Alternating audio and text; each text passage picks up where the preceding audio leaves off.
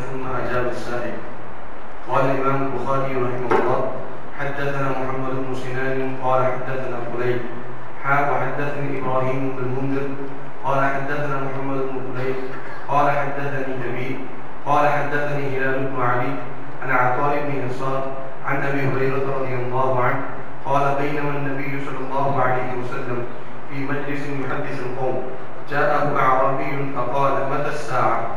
ومضى رسول الله صلى الله عليه وسلم يحدث، فقال بعض القوم: سمع ما قال فكره ما قال، فقال بعضهم: بل لم يسمع، حتى إذا قضى حديثه قال: أين السائل عن الساعة؟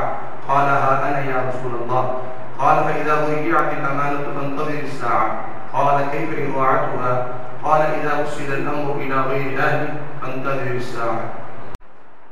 یہ دوسرا باب ہے. اس کا ترجمہ تو یہ ہے کہ جس شخص سے علم کا سوال کیا جائے وہ مشتغل فی حدیث، اور وہ کسی سے کوئی بات کر رہا ہے، اور ایک شخص آئے اور اس سے بات کرتے کرتے اپنا سوال کر ڈالے، تو یہاں ادب کیا ہے؟ فَأَتَمَّ الْحَدِيثَ ثُمَّ أَجَابَ السَّائِلَ. ایک ادب تو یہ ہے کہ وہ جس سے پہلے بات کر رہے اس سے اپنی بات پوری کر لے.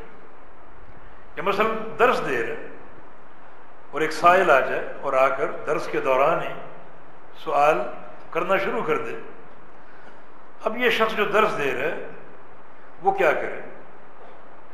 اپنی بات پوری کر کے پھر اس کو جواب دے، یا اپنی بات روک کر اس کو جواب دے؟ اس باب کا تعلق بعض علمی آداب سے ہے، اور علمی مجلس کے آداب سے، کہ مجلس علم کے آداب کیا ہونے چاہیے، مجلس علم کے آداب کیا ہونے چاہیے. اور ظاہر ہے کہ حصول علم ان مجالس سے ممکن،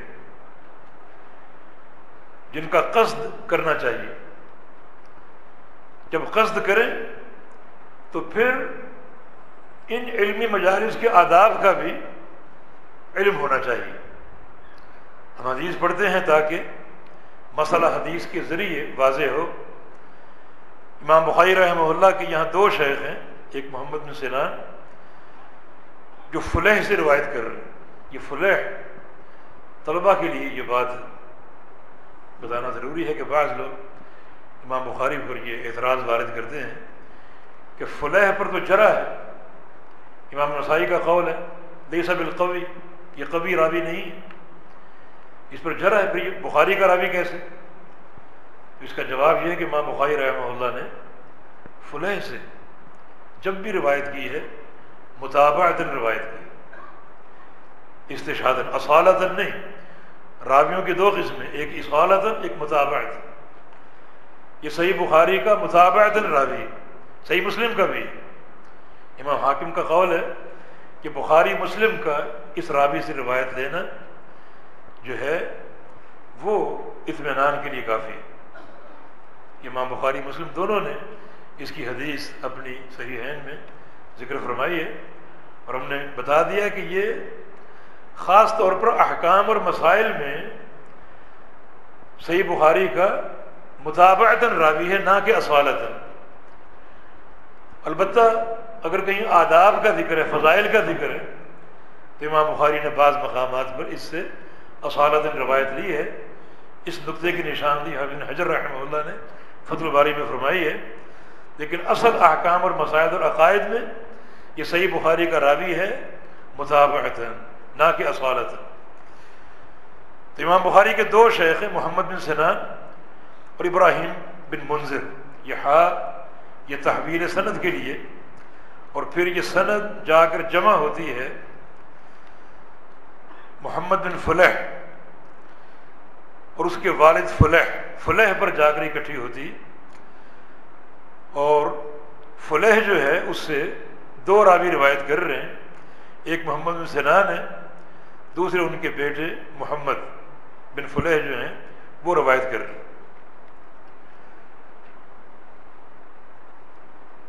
اور اس کے راوی مرکزی راوی ابو ہریرہ رضی اللہ عنہ ہیں.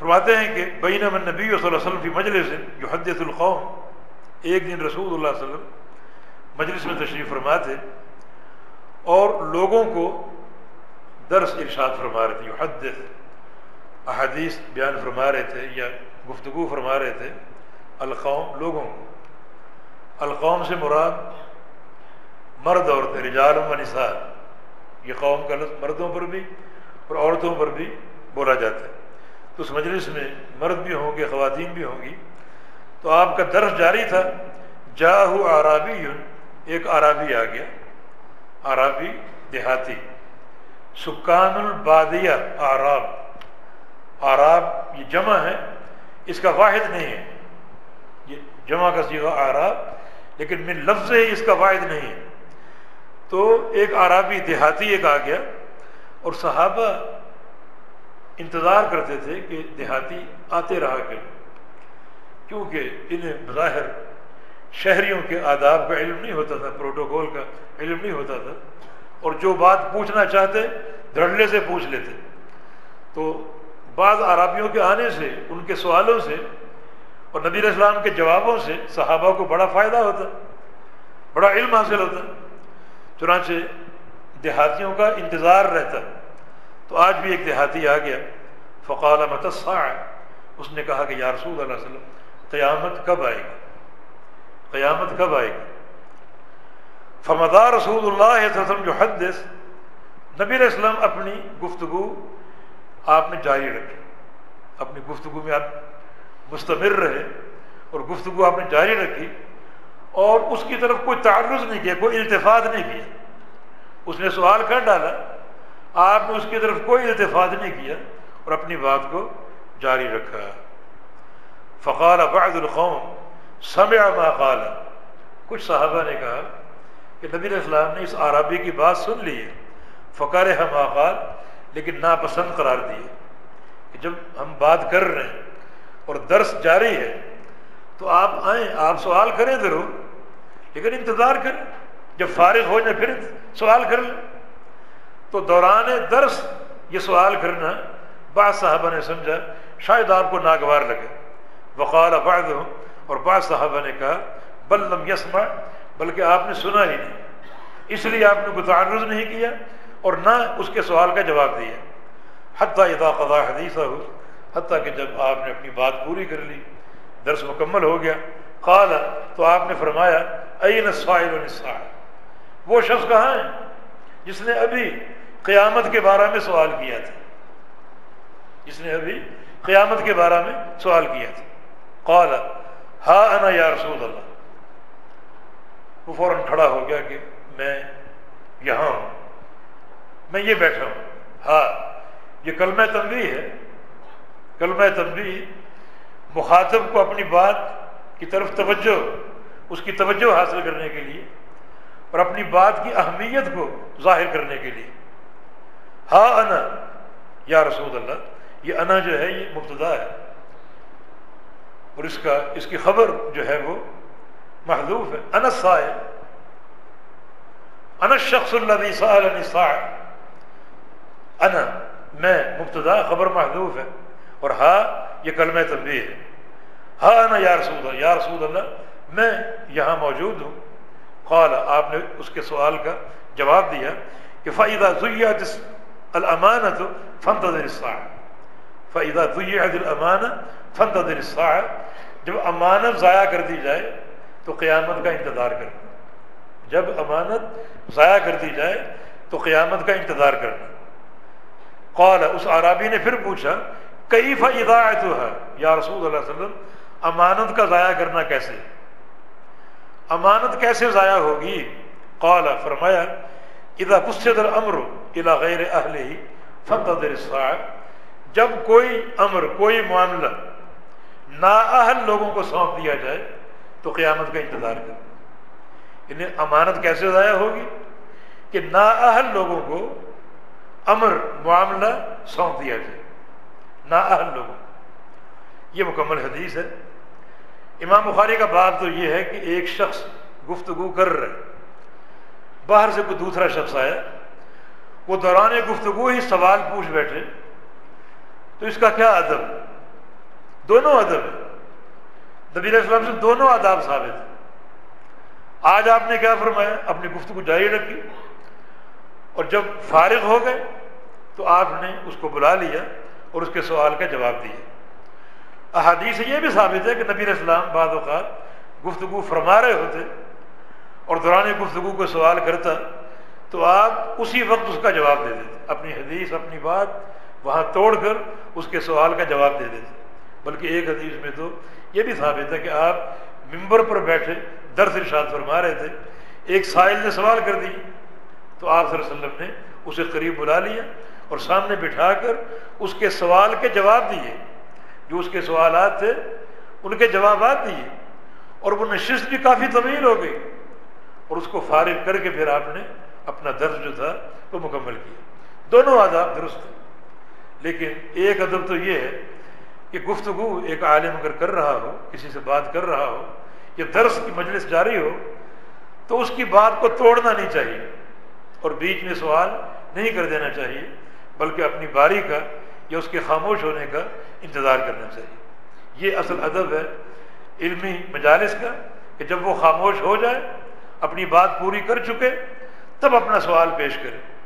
لیکن چونکہ رسول اللہ صلی اللہ علیہ وسلم انتہائی حلیم تھے، بردبار تھے اور رؤوف الرحیم، لہذا آپ صلی اللہ علیہ وسلم کو برا نہیں منایا اور نہ ہی اس کو ڈانٹا ڈپٹا۔ بعض لوگ ڈانٹ دیتے۔ یہ بات یاد رکھیں کہ سوال ہو جائے، وہ سوال آپ پر امانت ہے، اس کا جواب آپ نے دینا ہے۔ کوئی سائل آ جائے کوئی سوال پوچھنے کے لیے تو اخلاق کا تقاضا اور علمی منہج کا تقاضا یہ ہے کہ اس کا جواب آپ نے دینا ہے۔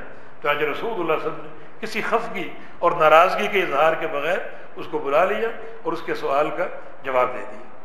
اب جہاں تک سائل کی بات ہے، سائل اپنی باری کا انتظار کرے اور محدث جب بات ختم کر لے پھر سوال کرے، اور جہاں تک محدث کی بات ہے، عالم کی بات ہے، وہ جواب کب دے؟ نبی علیہ السلام کی حدیث سے دونوں موقف ثابت ہیں، چاہے وہ فوراً جواب دے دے اور چاہے اپنی بات مکمل کر کے پھر جواب دے دے، لیکن جواب دینا چاہیے۔ آپ نے اس کو ڈانٹا نہیں، نہ اس کو کوئی تنبیہ کی، بلکہ اس کے سوال کا جواب دے دیا۔ اب سوال کیا ہے؟ متی الساعہ، قیامت کب آئے گی؟ قیامت کب آئے گی؟ یہ سوال۔ اب قیامت کا علم کسی کے پاس نہیں۔ یہ سوال جبریل امین نے بھی کیا جب انسانی شکل میں آئے تھے، فرمایا کہ مل مسئول عنہا بعالم من السائل، قیامت کے علم کے بارے میں مسئول جو ہے وہ سائل سے زیادہ نہیں جانتا۔ جتنا علم آپ کو ہے اتنا علم مجھے بھی، یعنی آپ کو بھی علم نہیں قیامت کب آئے گی، مجھے بھی علم نہیں قیامت کب آئے گی، علم اللہ کے پاس۔ اور یہ بات احادیث ثابت ہے کہ قیامت جمعے کے دن قائم ہوگی، اور یہ بات بھی ثابت ہے کہ جمعے کا دن شروع ہوتے ہی قیامت قائم ہو جائے، بالکل آغاز ہے، کیونکہ سورج طلوع ہوگا مغرب سے، تو بالکل آغاز دن سے ہی قیامت قائم ہو جائے گی۔ باقی وہ جمعہ کون سا ہوگا، کون سا سال ہوگا، کون سا مہینہ ہوگا، اس کی کوئی نہ صراحت ہے اور نہ علم یہ کسی کو دیا گیا۔ یہ اللہ تعالیٰ کا علم غیب ہے جو اللہ کے پاس ہے، کسی کو معلوم نہیں، حتیٰ کہ وہ فرشتہ جس نے اللہ کے امر سے سور پھونکنا اور سور اس کو تھما دیا گیا، وہ بھی نہیں جانتا کہ اللہ کا امر کب آئے گا۔ حدیث میں آتا ہے کہ وہ کھڑا ہے سور منہ میں دبائے ہوئے اور اپنے سر کو جھکائے ہوئے، آنکھوں کو اٹھائے ہوئے، ایک عجیب خشیت کا عالم، سر جھکا ہوا ہے اللہ کے امر کے سامنے اور آنکھیں عرش معلیٰ کی طرف ہیں، تاکہ جب اللہ کا امر آئے تو اللہ کے امر کی تنفیذ میں اور اس کی تعمیل میں ایک دقیقہ کی تاخیر نہ ہو اور فوراً سور جو ہے وہ پھونک دیا گیا۔ متی الساعہ، قیامت کب آئے گی؟ یہی سوال ایک اور دیہاتی نے کیا تھا، آپ نے اس کا جواب دیا ما اعددت لها، کہ تم یہ بتاؤ تم نے قیامت کی تیاری کیا کی۔ اصل ہماری توجہ کا محور یہ نہیں ہے ہم سوچیں قیامت کب آئے گی، اصل محور یہ ہونا چاہیے کہ ہم نے قیامت کے لیے تیاری کیا کی۔ تیاری کر کے جانا ہی مطلوب ہے۔ سنن نسائی کی حدیث کے مطابق رسول اللہ صلی اللہ علیہ وسلم نے ایک جنازے میں جب کہ میت کو دفن کیا جا رہا تھا، آپ قبر پر بیٹھے تھے اور آپ کی آنکھوں سے آنسو جاری ہو گئے، حتیٰ کہ قبر کی مٹی بھیگ گئی۔ فرمایا کہ لمثل ھذا فاعدوا، اس گھر کی تیاری کر کے آنا، یعنی ما بعد الموت کی تیاری کرنی۔ اور یہی بات آپ نے اس سے فرمائی کہ تم نے قیامت کی تیاری کیا کی؟ اس نے عرض کیا کہ بہت تیاری تو نہیں کر سکا، زیادہ نوافل، نفلی روزے، نفلی نمازیں میرے اعمال میں نہیں ہیں، لیکن ایک تیاری بڑی بھرپور ہے کہ احبک، آپ سے محبت بہت ہے۔ تو رسول اللہ صلی اللہ علیہ وسلم نے فرمایا تھا المرء مع من احب، انسان اسی کے ساتھ ہوگا جس کے ساتھ دنیا میں محبت کرے گا۔ تو یہ ایک بڑا عظیم علم حاصل ہو گیا۔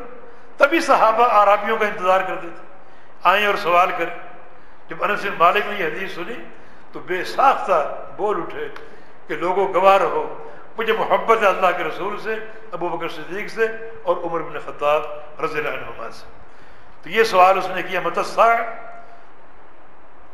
آپ نے فرمایا کہ فَإِذَا ضُيِّعَتِ الْأَمَانَةُ فَانتَظِرِ السَّاعَةَ، جب امانت ضائع کر دی جائے تو قیامت کا انتظار کرنا۔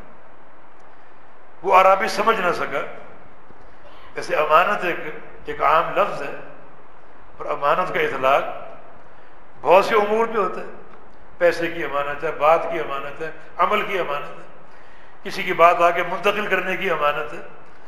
اس کا اطلاق بہت سے امور پہ ہوتا ہے، ایک وسیع اس کا باب ہے، وسیع اس کا میدان ہے، اس لیے وہ سمجھ نہ سکا۔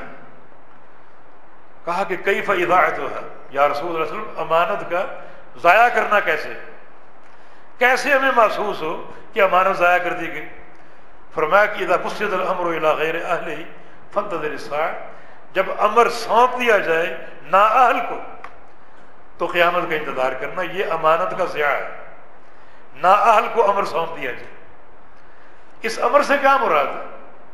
بیشتر شارحین جیسے امام کرمانی، قسطلانی اور کرمانی ہی سے ابن حجر اسقلانی رحمہ اللہ نے نقل کیا ہے کہ امر سے مراد جو ہے وہ امور جن کا تعلق بالدین ہے، جیسے خلافہ، قضاء اور افتاء، مسجد کی امامت، مسجد کی خطابت، امور دین نااہل کو سونپ دیے جائیں، مسند علم پر نااہل کو بٹھا دیا جائے، تو یہ ہے نااہل کو دین کی امانت کو سونپنا۔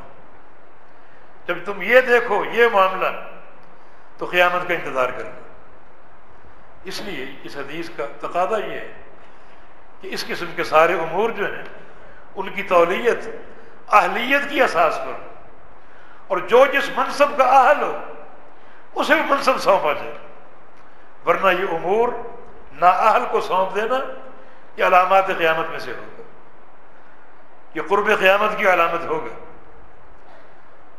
تو جس کے ہاتھ میں بھی یہ اختیار ہے، تولیت ہے، اس پر یہ فرض ہے کہ وہ جتنے بھی امور ہیں، دینی امور ہیں، عہدے کا سونپنا، عہدہ سپرد کرنا، خلافت کا اہل کون ہے، حکومت کا اہل کون ہے، قضاء کا اہل کون ہے، قاضی کس کو بنایا جائے، افتاء کا اہل کون ہے، مفتی کس کو ہونا چاہیے، امامت کا اہل کون ہے، امام کسے ہونا چاہیے، خطابت کا اہل کون ہے، خطیب کسے ہونا چاہیے۔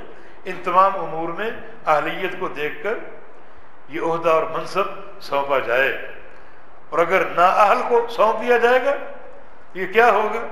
یہ علامات قیامت میں سے قرار پائے گا۔ لیکن وہاں خطورت اور بڑھ جاتی ہے جہاں یہ منصب سونپا نہیں گیا بلکہ ایک شخص خود ایک منصب پر فائز ہو جائے، خود ایک منصب پر بیٹھ جائے، خود مفتی بن جائے، فتوے دے، اور مزید خطورت کب بڑھ جائے گی؟ یہ بات خلاف منہج کہ اس کی علماء موجود ہیں، اساتذہ موجود ہیں، ان کی موجودگی میں وہ افتاء کی جرت کر رہے، اور مزید خطورت کب بڑھ جائے گی؟ جب ایسی حکومت موجود ہو جس حکومت نے قضاء اور افتاء کا محکمہ قائم کیا بالکل شرعی بنیادوں پر،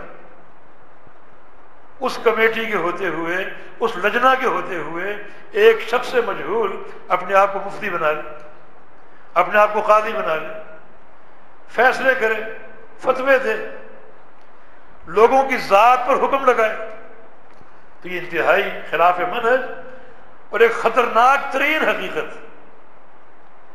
یہ منصب نااہل کو سونپا جانا یہ علامت قیامت، اور نااہل کا خود ایک منصب پر فائد ہو جانا کس قدر یہ مہلک ہوگا اور بربادی کا باعث ہوگا.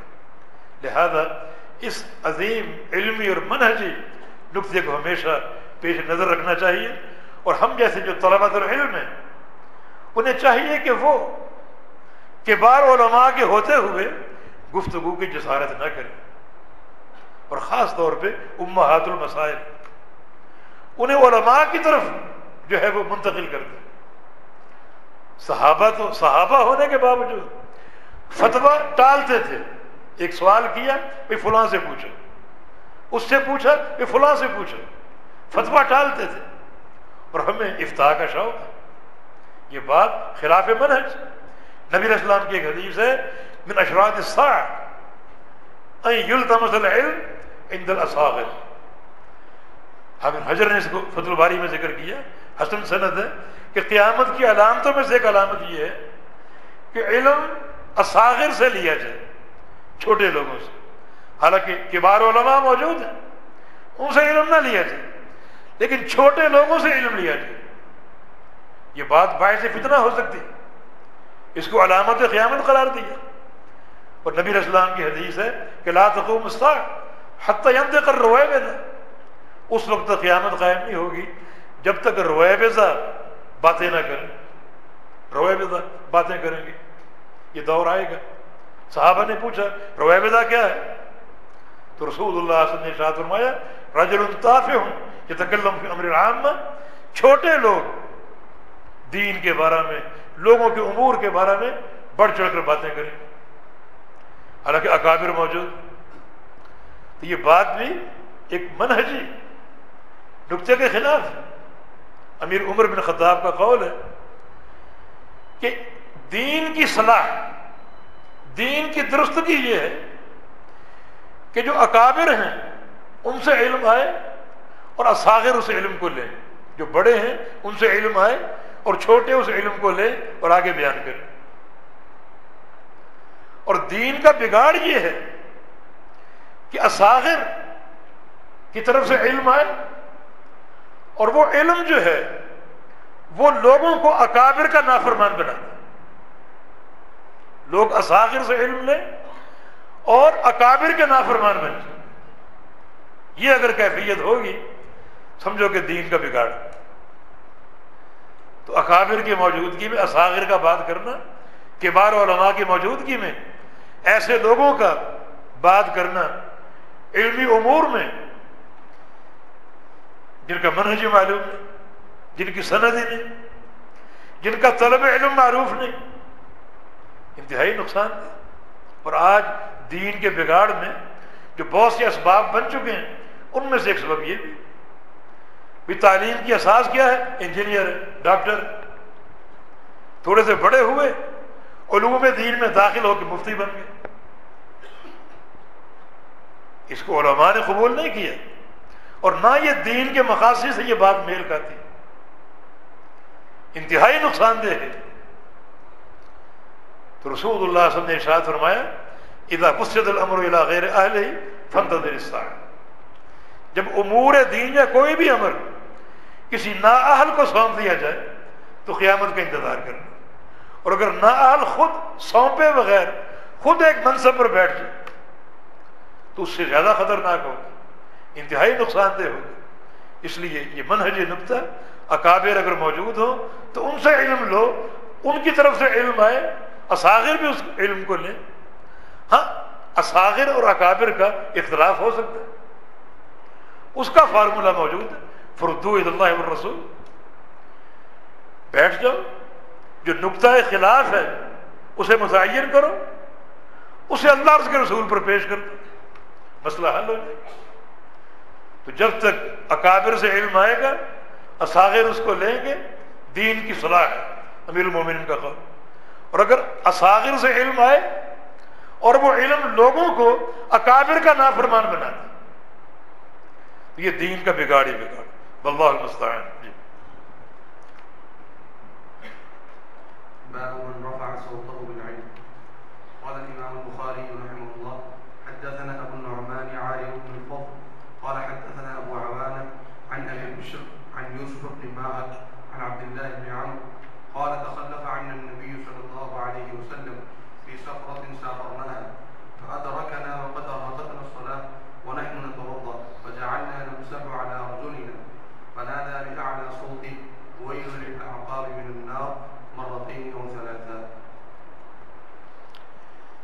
باب من رفع صوته بالعلم، علم بیان کرتے ہوئے اپنی آواز کو اونچا کرنا، علم بیان کرتے ہوئے اپنی آواز کو بلند کرنا اور اونچا کرنا۔ جو قرآن و حدیث کا علم، جو اللہ کی وحی کا علم، اس کا تقاضا یہ ہے، اور احترام اور تعظیم کا تقاضا یہ ہے کہ پست آواز سے انتہائی احترام اور ادب کے پہلو کو ملحوظ رکھتے ہوئے بیان کیا جائے اور بات کی جائے، الا یہ کہ اگر حاجت پیش ہو بلند آواز سے بات کرنے کی، بلند آواز سے بات ہو سکتی ہے۔ مثلا جس کو آپ نے علم دینا ہے وہ دور کھڑا ہے، تو لامحالہ آپ کو بلند آواز سے بولنا پڑے گا۔ کہ مثلا اجتماع بہت بڑا، سامعین بہت زیادہ، تو لامحالہ آپ کو اونچی آواز سے بولنا پڑے گا تاکہ سب سن لیں۔ اور مثلا جو مسئلہ بیان کرنا ہے وہ اتنی اہمیت کا حامل ہے، آواز اونچی ہو ہی جاتی مسئلے کی اہمیت کے تحت، حاجت ایسی ہو۔ حدیث میں آتا ہے کہ نبی علیہ السلام جب قیامت کا ذکر کرتے تو اعلیٰ صوت ہو، آپ کی آواز اونچی ہو جاتی جب قیامت کا ذکر، یعنی صحابہ کو قیامت سے ڈراتے تو آپ کی آواز اونچی ہو جاتی۔ یہ حاجت ہی ایسی، مسئلے کی اہمیت کے تحت، اور قیامت ایک ثقیل اور عظیم دن، اس کی طرف متوجہ ہو جاؤ تو آپ کی آواز اونچی ہو جاتی۔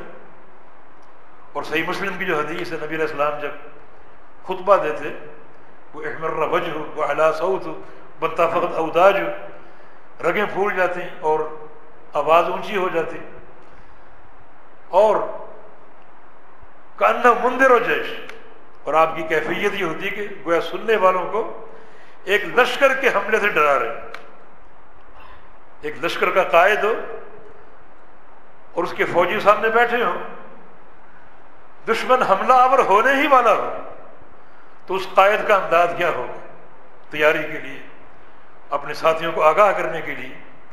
یہ انداز اللہ کے پیغمبر کا ہوتا، کأنہ منذر جیش یقول صبحکم مساکم، کہ تیار ہو جاؤ، لشکر صبح آیا شام آیا، حملہ ہونے ہی والا، اس کی یہ کیفیت ہو، یہ آپ کا انداز ہوتا۔ اور آگے بیان کیا فرماتے ہیں، اما بعد فإن خیر الحدیث کتاب اللہ وخیر الہدی ہدی محمد صلی اللہ علیہ وسلم وشر الامور محدثاتها۔ مسئلہ ہی ایسا، بدعت سے آگاہی دینا، سنت کی اہمیت کو اجاگر کرنا کہ حدیث خیر الامور ہے اور بدعت شر الامور ہے۔ اب یہ بات بتانے کے لیے آپ اونچی آواز سے بولتے اور انداز آپ کا انتہائی اونچا ہوتا، وہ آپ لشکر کو ڈرا رہے ہیں ایک امکانی حملے سے۔ تو اصل علم کا تقاضا یہی ہے کہ پست آواز ہو۔ نبی علیہ السلام کی موجودگی میں پست آواز ایک امر مطلوب ہے۔ آپ فوت ہو گئے، آپ کی احادیث موجود ہیں، احادیث کی کتب موجود ہیں، تو احترام کا تقاضا یہ ہے کہ پست آواز سے بات ہو، اونچی آواز سے بات نہ ہو، الا یہ کہ وہ حاجت پیش آ جائے زور سے بولنے کی، تو پھر زور سے آپ بول سکتے ہیں۔ چنانچہ حدیث میں اسی ایک حاجت کا ذکر ہے۔ عبداللہ بن عمرو بن عاص رضی اللہ عنہما اس حدیث کے راوی ہیں، پاتے ہیں کہ تخلف عند النبی صلی اللہ علیہ وسلم فی سفرۃ سافرنا، ایک سفر میں جو ہم نے اللہ کے پیغمبر کے ساتھ کیا تھا، اس سفر میں رسول اللہ صلی اللہ علیہ وسلم ہم سے پیچھے رہ گئے، ہم آگے نکل گئے، آپ پیچھے رہ گئے، ہم آگے نکل گئے۔ اس سفر کی تحدید ایک اور حدیث میں ہے، صحابہ کہتے ہیں کہ مکہ سے مدینہ لوٹ رہے تھے۔ باقی سفر کون سا تھا، فتح مکہ کا تھا یا صلح حدیبیہ کے موقع پر سفر تھا، عمرۃ القضاء کا تھا، اس کی صراحت نہیں، لیکن یہ ہے کہ مکہ سے مدینہ واپس لوٹ رہے تھے۔ فادرکنا وقد ارهقتنا الصلاۃ، امام الانبیاء پیچھے رہ گئے، ہم آگے نکل گئے۔ آپ کے پیچھے رہنے کا سبب مذکور نہیں ہے، ہو سکتا ہے کوئی واقعہ پیش آ گیا ہو، کسی کو سمجھانا مقصود ہو، کسی امر کی اصلاح مقصود ہو، آپ رک گئے اور صحابہ چلتے رہے، باہر کے پیچھے رہ گئے، اور جب نبی علیہ السلام نے ہمیں آ کر پایا، ہم تک پہنچے، ہمیں آ ملے، وقد ارہقتنا الصلاۃ، اس وقت معاملہ یہ تھا کہ نماز نے ہم میں جلدی پیدا کر دی۔ اس کا معنی یہ ہے کہ نبی ہم پیچھے رہ گئے، ہم آگے بڑھ گئے، اسی دوران نماز کا وقت ہو گیا۔ اب ہم نبی علیہ السلام کے انتظار میں، آپ تشریف لائیں تو جماعت کریں، اور یہ نماز عصر کی نماز ہے، ایک حدیث میں اس کی صراحت موجود ہے۔ نماز اب لیٹ ہو رہی، بالآخر امام الامہ تشریف لے آئے، اور اس وقت تشریف لائے کہ کوئی نماز کا وقت بہت تنگ رہ گیا، بہت تنگ وقت رہ گیا۔ ارہقتنا الصلاۃ، ارہقتنا یہ ماضی مؤنث کا صیغہ ہے اور نہ مفعول مقدم۔ ارہقت بمعنی اعجلت، ہمیں جلدی میں ڈال دیا، کس نے؟ الصلاۃ، نماز نے۔ یہ نماز فاعل مؤخر ہے، نہ مفعول مقدم۔ ایک حدیث میں ہے قد ارہقنا الصلاۃ، یہ ارہق کا مذکر فعل ماضی کا صیغہ، اور پھر الصلاۃ جو ہے یہ مفعول ہوگا اور نہ فاعل مقدم ہوگا۔ اس کا معنی ہوگا عجلنا، عجلنا الصلاۃ، ہم نے نماز میں جلدی کی کوشش کی، جلدی کی کوشش کی۔ اصل معاملہ یہ ہے کہ نبی علیہ السلام لیٹ ہو گئے اور نماز لیٹ ہو گئی۔ سوال یہ کہ نماز کیوں لیٹ ہوئی؟ جواب یہ کہ صحابہ نبی علیہ السلام کے منتظر تھے، اور یہ ان کی خواہش تھی ہمیشہ نبی علیہ السلام کی امامت میں ہم نماز ادا کریں، ہمیشہ نماز کی ادائیگی میں آپ کی امامت کا شرف ہمیں حاصل ہو۔ چنانچہ اس لیے نماز لیٹ ہو گئی۔ اب آپ تشریف لے آئے، اب صحابہ وضو کرنے لگے، وضو کرنے لگے، اور ایک جلدی سوار تھی، جلدی سوار تھی دو وجوہات کی بنا پہ۔ ایک یہ کہ نماز کا وقت تنگ رہ گیا، جلدی وضو کریں۔ دوسری یہ کہ وضو کرتے کرتے ہماری تکبیر تحریمہ فوت نہ ہو جائے۔ صحابہ ہمیشہ تکبیر تحریمہ پا لینے کے حریص تھے کہ تکبیر تحریمہ فوت نہ ہو جائے، اس لیے بھی عجلت کی وضو کرنے میں۔ یہ دو اسباب تھے۔ فجعلنا نمسح علی ارجلنا، چنانچہ ہم نے جلدی وضو کرنے کے لیے اپنے پاؤں پر ہاتھ پھیرنے شروع کر دیے تاکہ یہ پاؤں جلدی بھیگ جائے اور جلد از جلد ہم نماز میں نبی علیہ السلام کے ساتھ داخل ہو جائیں اور شامل ہو جائیں۔ احادیث میں یہ بات واضح موجود ہے کہ صحابہ نے پاؤں دھوئے صحابہ کرام نے، لیکن جلدی جلدی میں ہاتھ پھیر کر گویا یہ سمجھ کر کے پاؤں مکمل دھل گئے ہیں، وہ نبی علیہ السلام کی خدمت میں پہنچ گئے نماز کے لیے۔ بعض صحابہ کی ایڑیاں خشک آپ کو نظر آئیں، یعنی پاؤں دھونے کی دلیل یہ ہے کہ حدیث میں کہ تلوح اقدامنا، ہماری ایڑیوں سے کچھ چمک محسوس ہوئی، گویا اس چمک میں پانی نہیں پہنچا۔ ایک حدیث میں بقدر ظفر، ناخن کے بقدر چمک ہے، اس کو پانی نہیں پہنچا، پانی کا مس وہاں نہیں ہے، اتنی ایڑی خشک رہ گئی۔ تو نبی رسول اللہ فنادا بأعلی صوتہ، آپ نے اپنی بلند آواز سے ندا فرمائی۔ یہ دلیل ہے، ان علم کے لیے بعض اوقات بلند آواز سے بولنا نبی علیہ السلام کے عمل سے ثابت ہے۔ جب حاجت ایسی مقصود ہو، اب صحابہ وضو کر کے آ رہے ہیں، کچھ پہنچ چکے ہیں، ادھر ادھر پھیلے ہوئے ہیں، سب کو سنانے کے لیے نمبر 1، اور نمبر 2 مسئلے کی اہمیت اجاگر کرنے کے لیے کہ دیکھو اگرچہ وضو مکمل ہو لیکن ایک ناخن کے بقدر اگر ایڑی خشک ہے وضو نہیں ہوگا، وضو نہیں تو نماز نہیں، مسئلہ بڑا اہم۔ تو مسئلے کی اہمیت کے پیش نظر بھی آپ نے بلند آواز سے پکارا ویل للعقاب من النار، جن کی ایڑیاں خشک ہیں ان کے لیے جہنم کی ویل، جہنم کی ویل ہے جن کی ایڑیاں خشک ہیں۔ ویل بمعنی ہلاکت، بمعنی بربادی۔ اور ایک صحابی جناب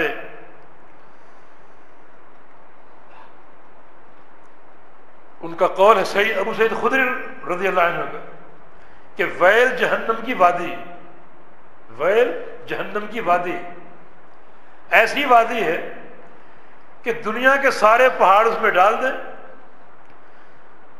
تو ایک لمحے میں پگھل جائے، اتنی خطرناک بات ہے۔ فرمایا کہ جن کی ایڑیاں خشک ہیں ان کے لیے ویل، بربادی، یا پھر جہنم کی یہ وادی، ویل، ان کے لیے ویل، یا پھر اس کو بحسب مضاف آپ مان لیں، ویل لأحد الأعقاب من النار۔ یہ مانا نہیں کہ صرف ایڑی جہنم میں جائیں گے، بلکہ ایڑیوں والے جہنم میں جائیں گے جن کی ایڑیاں خشک ہیں، کیونکہ نماز کی جو مفتاح ہے وہ وضو مکمل کرو گے تو وہ قابل قبول ہوگا اور نماز قابل قبول ہوگی۔ اگر وضو میں کوئی نقص رہ گیا، چاہے وہ ایک ناخن کے بقدر کیوں نہ ہو، تو وضو درست نہیں ہے، تو وہ نماز بھی قابل قبول نہیں ہے۔ تو پھر ایسی نماز، ایسا وضو جو ہے وہ لوگوں کو جہنم میں لے جائے گا۔ تو ویل لأحد الأعقاب من النار، جن کی ایڑیاں خشک ہیں ان کے لیے جہنم کی ویل۔ تو اس حدیث سے جو اصل مسئلہ ثابت کرنا مقصود تھا وہ یہ تھا، اہمیت اگر پیش نظر ہو یا لوگ پھیلے ہوئے ہوں تو ان کو آگاہ کرنے کے لیے کوئی حدیث یا قرآن کی آیت یا کوئی علم اونچی آواز سے بیان کیا جا سکتا ہے۔ اللہ کے پیارے پیغمبر نے بیان فرمایا۔ مسئلہ یہ ہے کہ وضو مکمل کرنا فرض ہے، وضو نماز کی مفتاح ہے اور اس کو مکمل کرنا فرض ہے۔ اگر تھوڑا سا حصہ خشک رہ گیا وہ وضو قابل قبول نہیں ہے اور وہ نماز بھی قابل قبول نہیں۔ تو یہ حدیث رد کر رہی ہے روافض پر، شیعہ حضرات پر جو پاؤں کا مسح کرتے ہیں۔ اگر پاؤں کا مسح کریں گے تو یہاں تو صرف ایڑی خشک تھی، تقریباً سارا پاؤں خشک رہ جائے گا۔ گیلا ہاتھ پھیرنے سے کوئی پاؤں بھیگے گا تو نہیں، تقریباً سارا پاؤں ہی خشک رہ جائے گا۔ تو یہ لوگ مسح کے قائل ہیں، وہ ان کا ہر نماز، ہر وضو باطل ہے اور ناقابل قبول ہے۔ پاؤں کا دھونا فرض ہے اور یہ موقف کتاب و سنت سے ثابت ہے اور اہل سنہ کے اجماع سے ثابت ہے۔ اب بعض لوگوں کا یہ خیال ہے کہ دونوں کام فرض ہے، پاؤں دھو بھی لیے جائیں اور مسح کا ہاتھ پھیر لیا جائے، لیکن یہ ثابت نہیں ہے بلکہ یہ مردود ہے۔ امام بخاری نے ایک باب قائم کیا ہے کتاب الطہارہ میں، باب غسل الرجلین ولا یمسح علی القدمین، دونوں باتیں، یہ پاؤں کو دھونا فرض ہے، یہ رد ہے روافض پر، اور پاؤں پر مسح نہ کرے یہ رد ان لوگوں پر جو مسح اور غسل دونوں کے قائل ہیں۔ مسح کہیں سے نہیں ملتا، صرف پاؤں کا دھونا قرآن و حدیث سے ثابت ہوتا ہے، لہذا صرف دھونا ہی کافی ہے، مگر دھونے کے لیے ضروری ہے کہ مکمل دھویا جائے اور کوئی جو ہے وہ خشک جگہ باقی نہ بچے۔ جی